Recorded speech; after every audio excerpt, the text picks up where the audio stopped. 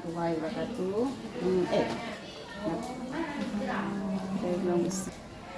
Assalamualaikum Bu Susi.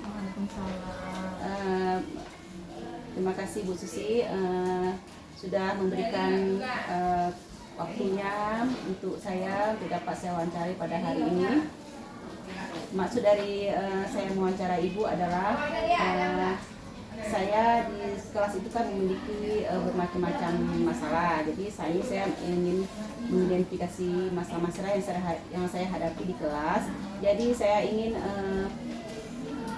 mencari tahu apa penyebab dari permasalahan saya, itu saya dan mencari solusinya agar masalah-masalah yang ada di kelas saya itu bisa saya selesaikan. Jadi yang ingin saya tanyakan kepada Bu Susi yang pertama adalah mengapa guru-guru itu masih mengajar secara monoton atau hanya menggunakan metode-metode ceramah saja gitu? Kenapa Bu Susi?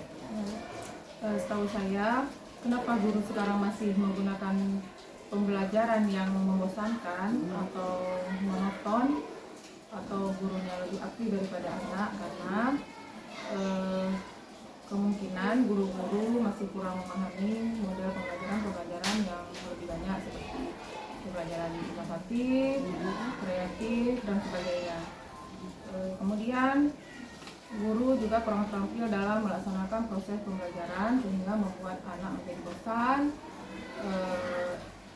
monoton, hanya menggunakan metode-metode ceramah seperti itu ya, sehingga membuat anak menjadi bosan. Berarti berulang lagi kepada gurunya yang masih kurang terampil dalam menggunakan metode pembelajaran. Jadi supaya anak-anak itu tidak membosankan, itu guru itu harus memiliki kreatif ya, guru itu harus kreatif dalam memilih metode pembelajarannya ya. Kira-kira apa ya Bu Susi solusi dari permasalahan yang saya hadapi ini supaya saya nanti tidak lagi mengajar dengan menggunakan metode klasik atau metode ceramah saja? Ya, salah satunya yaitu dengan cara menggunakan metode yang berpusat pada anak seperti kurikulum Merdeka sekarang ya. Jadi harus berbasis proyek, anak-anak yang banyak bekerja, jangan hanya guru yang berceramah seperti itu. Intinya anak yang lebih aktif, yaitu dengan cara memberikan metode-metode yang lebih inovatif.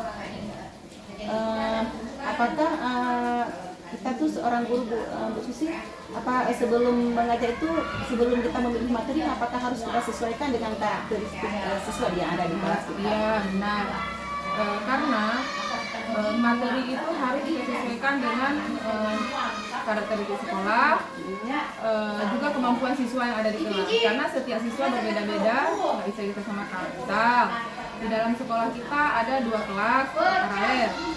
Kelas 1 antara 1 dan A dan 1B belum tentu sama semua anaknya, daya pikirnya sama. Jadi kita harus memperhatikan bagaimana kemampuan siswa tersebut. Terima kasih Bu Susi. Untuk pertanyaan kedua,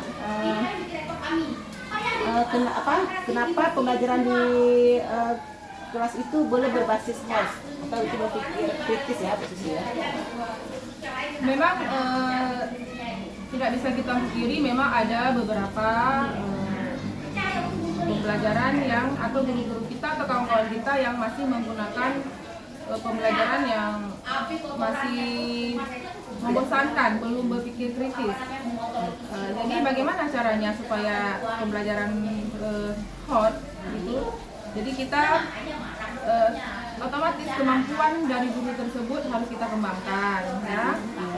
Kemudian mungkin SDM guru juga masih rendah. Jadi bagaimana cara mengembangkannya? Dengan banyak membaca, dengan banyak mengikuti seminar-seminar atau pelatihan-pelatihan yang diadakan di Dikdis ya tentang berbasis host itu. Kira-kira kalau menurut Bu Susi itu kan host berpikir kritis.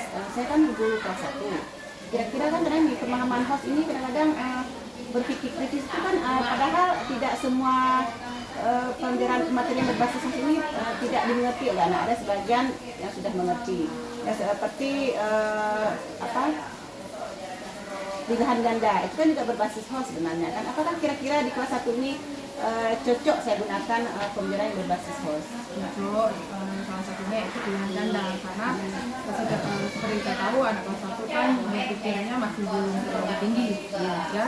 Jadi otomatis guru di sini harus pintar bagaimana merancang RPP yang memang cocok dengan kelas 1 dengan pemikiran anak kelas 1. Jadi solusinya guru harus bisa merancang ya pembelajaran sesuai dengan karakter siswa.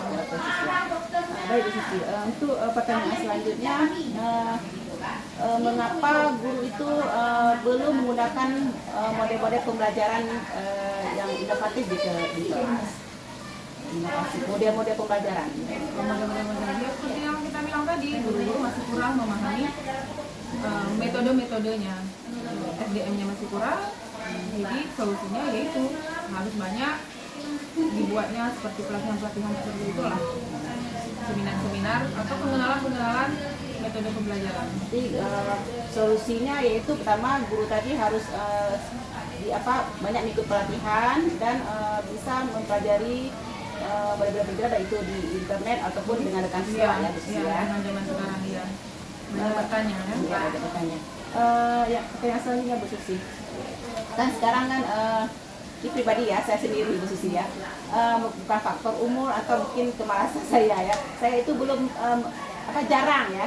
Saya bilang jarang menggunakan IT di kelas. Itu kira-kira kalau menurut Bu Susi bagaimana supaya saya itu untuk kedepannya itu bisa menggunakan pembelajaran yang menggunakan IT di kelas. Iya.